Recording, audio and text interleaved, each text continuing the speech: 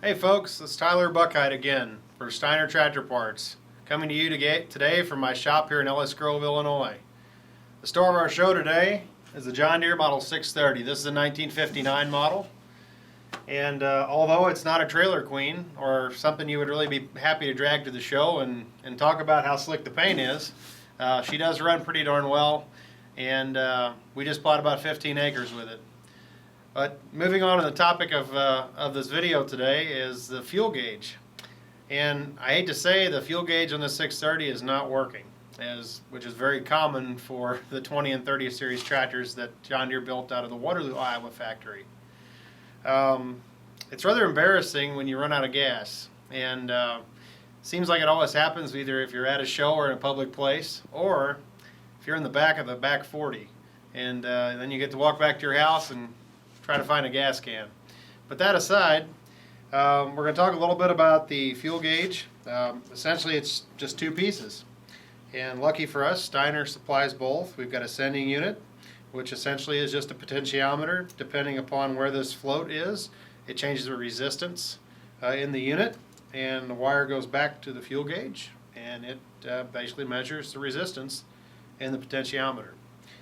The fuel gauge was an optional unit from John Deere. I think a lot of folks may assume that it was standard equipment, but it was not. You had to actually check the box on the order form at the John Deere dealer to get a fuel gauge. Something like a $4 option probably in 1955 or 58. That being said, if your tractor does not have one, to install a fuel gauge, you'll have to punch out the little metal spot in the dash panel that would just be covered over or just intact. But other than that, the fuel tank itself will have a blank plate in the top of the tank where the sending unit would normally go. So it's really not anything that it's going to involve a lot of surgery or a deep thought, although you might have to take some care to make sure when you cut out or punch out the metal for the gauge, just to use caution. Alright, so the equipment that Steiner has provided for the 20 and 30 series tractors that use a 12-volt system. It's important to note you have to have a positive ground on your tractor. If you don't have a positive ground, to install the Steiner gauge, you're going to need to convert your tractor back to its original positive ground configuration. Now that can get kind of hairy depending upon what electronic equipment you've got on your tractor, so I won't go into that detail today. But just absolutely have to have a positive ground for this unit to work. So what Steiner's provided is the sending unit, which is a part number JDS 1712. It's available from their website or through their catalog by calling Steiner. And they also have the gauge. It's a 12-volt positive ground. It's a JDS 1707. So really, that's all there is. Aside from that, additional items you're going to need for this project that are not included as part of a kit or anything is some wire to connect from your key switch, or not a key switch, but the ignition switch on your tractor that gives power to your gauge. As we'll Steiner sent along a diagram. It's kind of handy. Shows it and keeps things fairly simple. So this is the back of our gauge, as you can see here. So power supply comes in on this side, which is the full side, and then the other terminal, the wire goes to the signal post on the fuel gauge itself. And if you'll note, it's stamped in ink. This is ground, GND, and this is the signal post.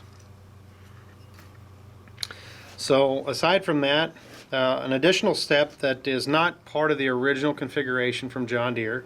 The original equipment would have just looked like this with one wire from the sending unit to the gauge.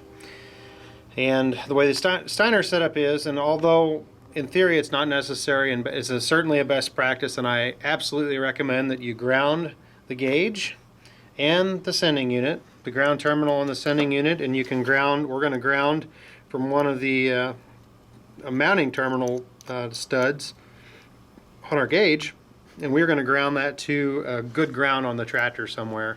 This is going to ensure that everything is grounded properly so that our gauge works. The reason for doing this is you remove your hood, you might find there's a little bit of rust under there after all these years, especially in the tank area with a lot of condensation and whatnot. So we're just trying to eliminate the possibility of having a faulty ground. Well, to get started on installing a fuel gauge sending unit, this is probably the most exciting point of the video.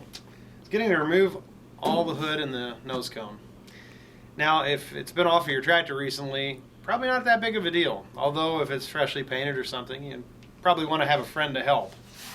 But sometimes the nuts that are made into the sheet metal, namely here, and on the other side, sometimes they get frozen up, and it may be necessary to use a die grinder to cut the bolt head off and deal with the consequences of that afterward. But to take the sheet metal off, if you've never had the pleasure of doing so on your 20 or 30 series tractor, very similar. In fact, virtually the same number of fasteners in the same location, although the hood is shaped differently. So to start with, you would remove your radiator cap. That's a vintage radiator cap. Perhaps I need to check out the Steiner catalog. Maybe it's time. But on another note, we got to take the nose cone off. So there are bolts, the exterior bolts you can see on top of the nose cone that tie into the hood panel. There is a stud and a bolt here, which I've already removed, and a spring.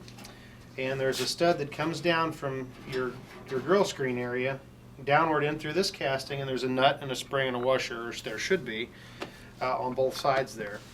It's also pretty common, although we didn't have any on this tractor, that there would be bolts up here for you where you would use a for mounting a cultivator or whatnot. So once you remove the nose cone, it'll be necessary to remove the muffler and the pre-cleaner air stack if your tractor has one. And then also at the back of the hood, you've got 4 bolts, 2 on the top, 2 on the sides. And if yours still has it in place, there should be 2 little bolts about halfway up the length of the hood. Now, this one, like many others, 50 years of vibration and fatigue has let that sheet metal well loose and no longer there. So we'll get to work at getting that off, and we'll come back in a bit and check out the fuel tank and the sending unit. Okay, on the 630s and 20 series, after you take the nose cone off, you have 2 bolts down here. And you either have straight bolts like this, or you might have actually a rubber grommet ahead of that too. And once you take these bolts off, and the muffler and the air intake, you also need to take off the fuel tank cap and the grommet around it. If it's not broken, you might have to replace it. Steiner should have that. Yeah, they've got it. Folks, this is my brother Alex. He's been the videographer, but I thought he needed to sharpen his skills, so there we go. Well, I'm going to put down the video camera and spare you the agony of watching us lift the hood off. Actually, this isn't too bad, but not something you want to try by yourself. Hey, who knows? I mean, maybe someday we'll actually paint this tractor.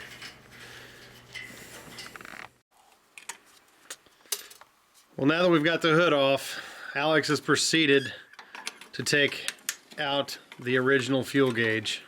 And notice he's taking some gentle, tender, loving care. Not really, since it's malfunctioning. But sometimes the terminal studs and the mounting studs in the back of the original gauges can be rather rusted.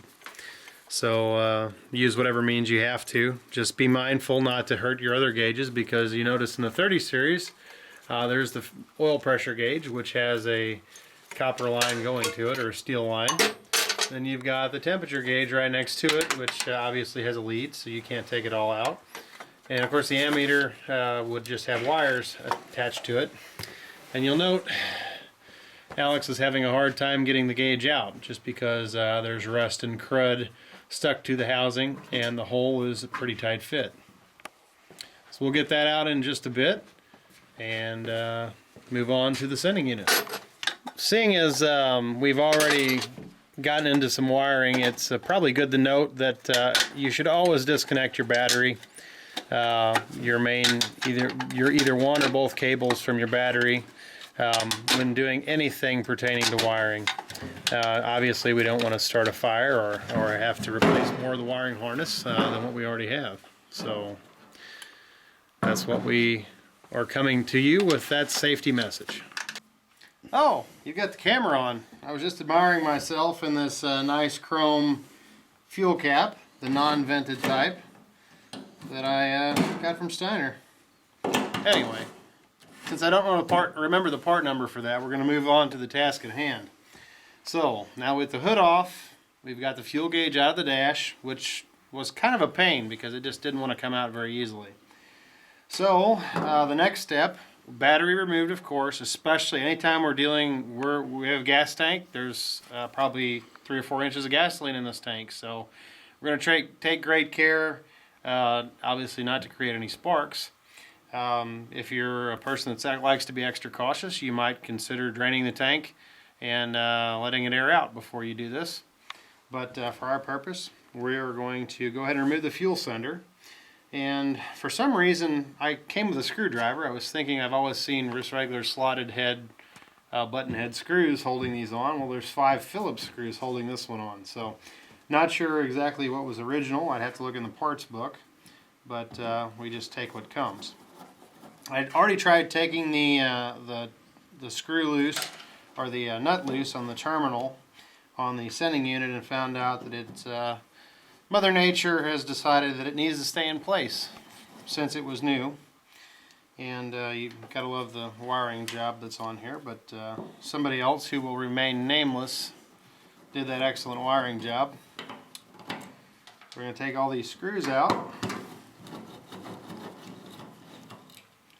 Alright, we've got our screws out. Now, sometimes we've had this fuel tank off previously, some time ago, and painted the outside, but before we did that, there was a lot of dirt and accumulation up here. You might even have to dig around to even find the sending unit. Lord knows how much of the wire coating might have been chewed off by mice in the last 50 years and whatnot. So definitely want to exercise caution. I did go ahead and disconnect the vent tube on our tractor just for the sake of it not being in the way. But you don't necessarily have to disconnect the vent tube. So we're going to go ahead and pull the sending unit out of the tank.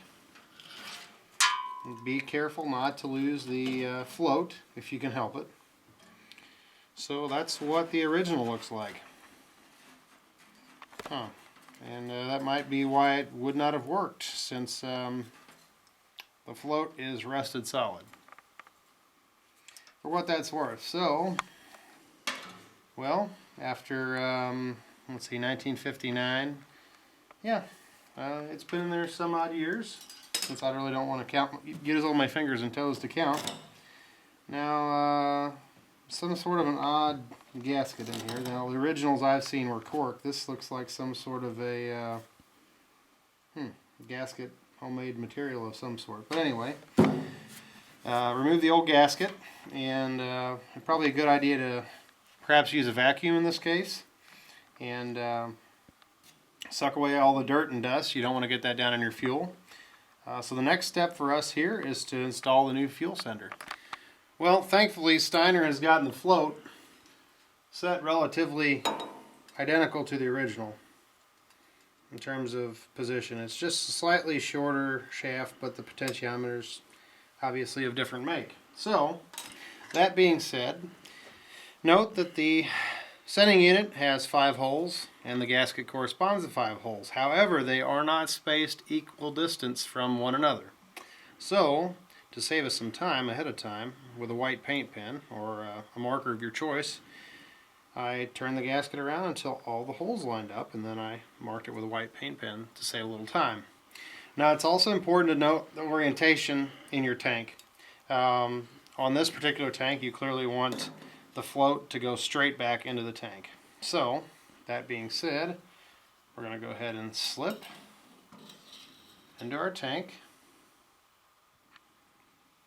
And there we are. Now all we've got to do, because it's so easy, is line up our screws. We've got all the wires hooked up now. It's a moment of truth. But before we do that, we had the ground wire, power wire from the sending unit to the gauge, and then from the ground wire on the gauge on one of the terminals that you use to hold everything on, or on the gauge mounting, then we teed into that. with another ground wire, and we ran it to a bolt head in the casting somewhere, and you can choose whichever bolt you want to use, but you have to ground it to somewhere. And we did find ground is absolutely essential, because if you get to wiggling, this tank is not that well grounded, and the ground wire is necessary to make it all work right. So, drum roll please. Looks like we have a quarter tank, which is just right. 5 gallons on a 22-gallon tank, give or take, would be a quarter tank. So now we have a working fuel gauge, and I guess since we have a working gauge now, I can retire my good old faithful gauge that I used to check the fuel level. So that being said, we'll throw that out, and there you have it. So the important key parts is obviously take care in installing. Make sure you disconnect your battery when doing the whole process, since we're working with electricity and around a gas tank. And make sure that we have that ground wire hooked up. So that being said, now we know where our gasoline level is as an optional item from the original factory in Waterloo. And hopefully we don't look quite as foolish if we run out of gas on at plow day or something like that. And if we do, we can't blame it on the gauge. That would be operator error. So hope you had fun following along with Alex and I here on this John Deere 630 fuel gauge project. And best of luck on you and your project. So hopefully everything goes just as smooth, or maybe even easier. So take care, and until next time.